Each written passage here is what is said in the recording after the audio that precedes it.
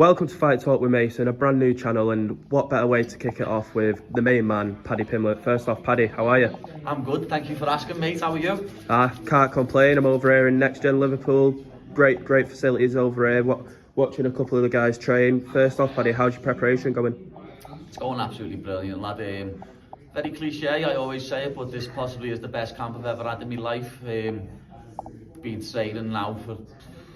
training non-stop since the end of May, since I got married, start of June. So been in the gym consistently, working my arse off. But for like the past 4 weeks or something, we've been fighting Tony, you know what I mean? So for about 10 weeks I've been preparing, and well, it will be 10 weeks when the fight happens, so I'll be readier than I've ever been. Obviously you're fighting a huge name in Tony Ferguson. Where did this fight come about? It's mad, to be honest. It's crazy because people, you must have seen that fake fight card going round, yeah. You know what I mean? What had McGregor, Chandler on it, Sean O'Malley, someone else, and had me versus Tony on.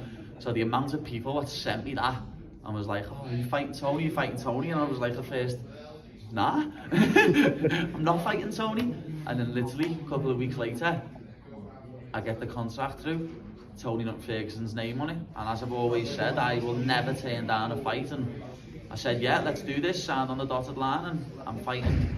It's crazy, as they say, when your heroes turn into your rivals, lad. Well, obviously Tony Ferguson, he's not on the best run at the moment, but as everyone knows, he's still a very dangerous fighter. How do you assess the fight with Tony? How do you think he's going to come out? He's going to come out and try and take me head off, of course. That's what he does. He doesn't hold back. He comes out and tries to kill you. So I'm expecting that. I want to brawl. I want to stand in the middle of that cage with him and have an absolute scrap. I want to give the T-Mobile Arena what I never gave them last year. I want to give them a fight of the night. I want to be pissing with blood, and I want him to be pissing with blood. Last time out, obviously, you got the win, but as you mentioned before, it wasn't your best performance due to injury. What do you say to the people that have written you off over the past year? What do I say to the people who've written me off? Suck me balls. You know what I mean? That's all I say. People who've written me off can suck me bellend, lad. I don't give a flying fuck. You know what I mean? As I was mentioning this to someone yesterday, lad, when someone like Rose Namajunas' finger dislocates out of place where you can just pull back into place, it's like, oh my God, she's done so well to get through that fight. But then when I snap every ligament in my ankle in the first minute or two of the fight and still win over 3 rounds, do more than 2.5 rounds on one leg, I don't get an ounce of credit because it's Paddy the Baddy, you know what I mean? So it's one of them, lad. I just take the criticism in my stride. It's one of them. Obviously, I wish I never said after the fight that it weren't close, because it was, you know what I mean? I watched the fight back and I know myself that the fight was close. Literally, after watching it back, I couldn't have complained if Jared Gordon got the win. It really was that close of a fight.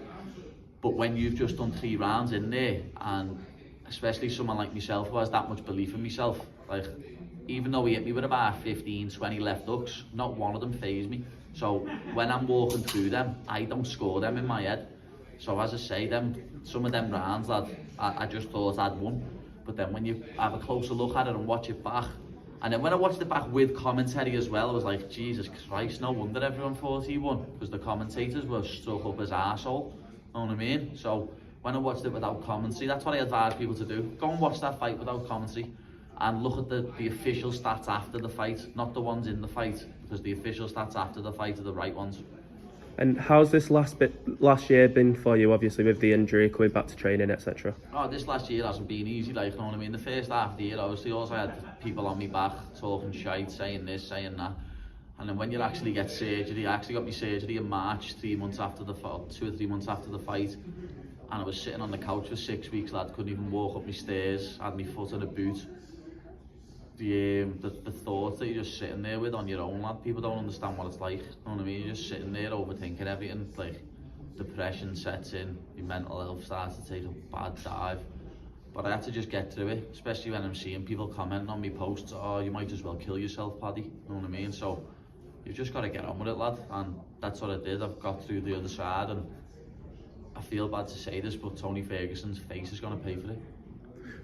Obviously, with this fight with Tony, it's going to be probably one of your toughest tests, if not the toughest. It's going to be my toughest test by a mile, you know what I mean? Jared Gordon shouldn't have been as tough of a test as it was. It was only that tough because of my ankle, you know what I mean? Like, it does me head and people are like, oh, he didn't even do nothing to his ankle. Come on, look at this. That's one scar off one surgery. That's the inner ligament reconstruction.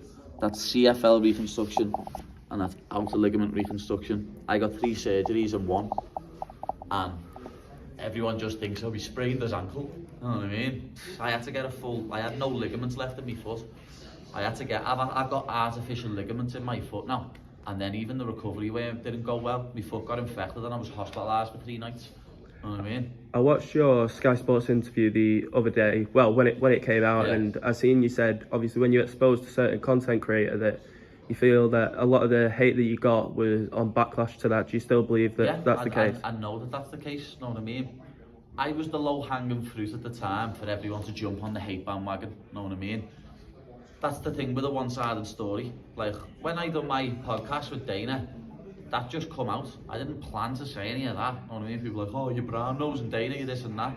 Lad, I'd sat on that for a year, you know what I mean? A full year or two. No, yeah, a full year. I'd sat on that. The fact that he kept getting people on his show, like Terence McKinney, Matt Frivola, and he wouldn't have got them on his show if he didn't mention me. You know what I mean? He kept doing it and he kept getting them to say things about me. And I sat there and didn't say anything, didn't say nothing. And then it all just come out when I was on fight week, depleted with energy, hardly any calories. You know what I mean? Like, it's when the worst party comes out, you start biting people's heads off. And yeah, I probably said a few things I shouldn't, like brat and shit like that, but that's just the way we speak here, you know what I mean? Couldn't help it. But that is it. Like, I was the low-hanging fruit that everyone could easily jump onto, like the hate bandwagon. And like, one of the funniest things about it was I can remember Blaze screenshotted a few people saying I'd won on Twitter, journalists and stuff. And then when that content creator put up what a robbery that was, they deleted that tweet and put 29-28 Gordon. You know what I mean? It says it all. Like, I love the MMA fan base, and especially all my fans, but the MMA fan base is so toxic that it really is unbelievable. Yeah, you see a lot of the time nowadays, if one person is hating on somebody, it seems easier to join them rather than show support. Exactly. People just jump on and hate. You know what I mean? But it probably helped me YouTube and stuff like that, because people were commenting and getting engagement. So it's just one of them. The most frustrating thing about it, though, to be honest, was obviously I'd done that podcast with Dana, told the truth about him, and I launched my foundation the next day, and people were just, when I posted about my foundation wanting to help people were just commenting all bullshit on that, you know what I mean? When, lad, I'm doing that for a good cause, comment on a different post, you know what I mean? Comment on something different. You don't need to comment on that.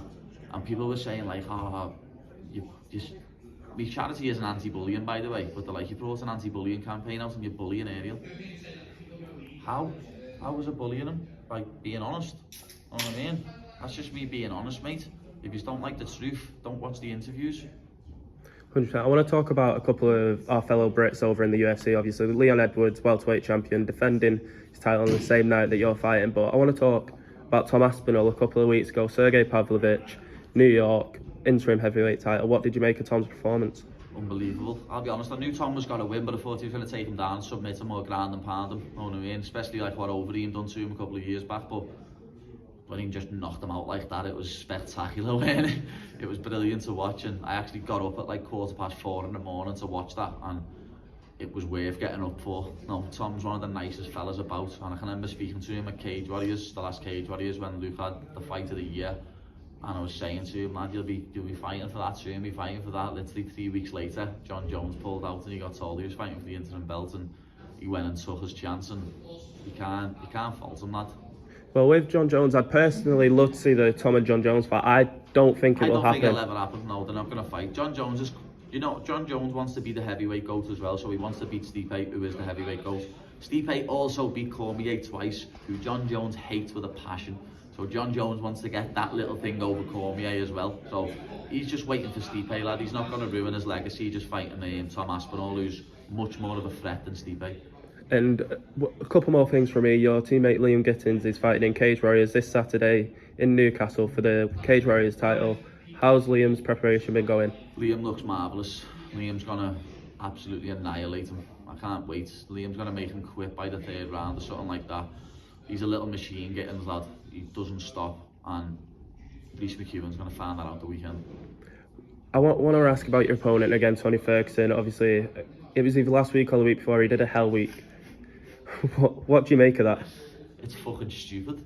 I can't really say much more, lad. I've been saying this to everyone, like, it's like me bringing an ice skating coach in and going ice skating for a week. What the fuck's that gonna do for an MMA fight, lad? 6 weeks out. Probably couldn't spar for 2 weeks after he'd done it or train properly because his body's in bits. So, nice one, David Goggins. Thank you for helping me make my fight easier. How have you got a prediction for your fight with Tony? How's it going down? He's getting finished, lad. I'm not going to the decision again. It's just one of them, lad. I'm getting a finish. I'm getting a 50k bonus. And I'm going to win an out burger and eating a fucking 6x6 after it. And then last thing for me, can we get a final message to your opponent, Tony Ferguson? Lad, Tony, it's mad because it's like when your heroes become your rivals, lad. I've been watching Tony since I was a kid.